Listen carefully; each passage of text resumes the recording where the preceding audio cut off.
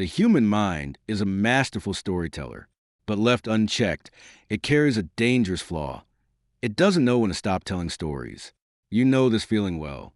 It starts with a single thought, a minor mistake from yesterday, an email, an uncertain conversation. Then, the spiral begins. Within minutes, your mind has constructed a dozen worst-case scenarios. It dissects the past until it bleeds, and predicts a future that hasn't even happened yet. This is overthinking.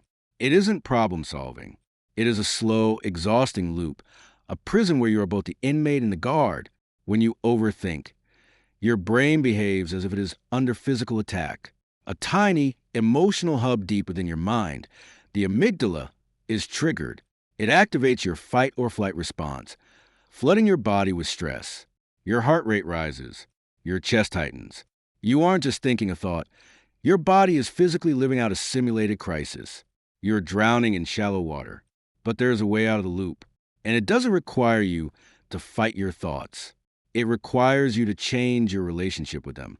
There's a powerful principle in ancient Zen philosophy, the concept of non-attachment.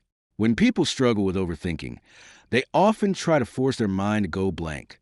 They fight the thoughts, shouting internally for the mind to shut up. But what happens when you fight a wave in the ocean? It crashes over you with greater force. Meditation is not about stopping your thoughts. It is about realizing that you are not your thoughts. You are the one observing them. Imagine sitting on the bank of a fast-flowing river. The water represents the stream of your consciousness. The thoughts passing by, the worries, the doubts, the memories are just autumn leaves floating on the surface. An overthinker doesn't just watch the leaf. They jump into the freezing water, grab the leaf, swim upstream with it, and scream at the river for moving. Meditation teaches you to stay on the riverbank. When a worrisome thought appears, you don't fight it. You acknowledge it. You say to yourself, there is anxiety, or there is fear about tomorrow. The moment you label the thought, something incredible happens in your biology.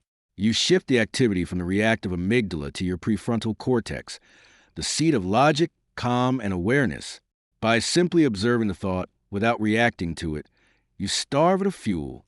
Thoughts cannot survive without your attention. Neuroscientists have discovered a profound truth about human emotion, often called a 90-second rule. When an emotional trigger occurs, like a flash of panic or a wave of overthinking, the chemical flush it releases into your bloodstream lasts for exactly 90 seconds. From the moment it's triggered to the moment it completely dissolves, it takes a minute and a half. If you're still feeling that anxiety 10 minutes, an hour, or 2 days later, it is because you have chosen to re-stimulate that loop with your thoughts. Every time you rewrite the scenario in your head, you press the reset button on that 90-second timer. You trap yourself in a self-inflicted chemical loop. This is where the practice of breath work becomes your ultimate weapon. When the mind spins out of control, you do not use the mind to fix the mind. That is like trying to wash off mud with muddy water. Instead, you use the body. When you take a deep, deliberate breath, extending your exhale longer than your inhale, you stimulate the vagus nerve. You send a physical, biological signal to your nervous system that says, "We are safe. The crisis is an illusion." Let us practice this now. Wherever you are, ground yourself. Inhale deeply through your nose, filling your chest, filling your belly. Feel the cool air entering. Hold it at the top for a moment, and now release it. A long, slow, effortless exhale out through the mouth. Let your shoulders drop. Let your jaw unclench. Again, inhale calmness, pulling presence into this exact moment. Hold. Exhale the noise. Release the narratives. Let the leaves float down the river. Notice how, in this exact window of time, while you are focusing entirely on the physical sensation of air moving past your lips, the overthinking stopped. The future didn't vanish, and the past didn't rewrite itself. But their grip on you dissolved, because the only place reality actually exists is right here, in the present. Discipline is not just about hard work or physical training. The highest form of discipline is mental sovereignty, the ability to choose what gets your energy and what does not. When you step away from this moment and return to your day, the loops will try to start again. The old habits of the mind do not disappear overnight. But now you have the awareness.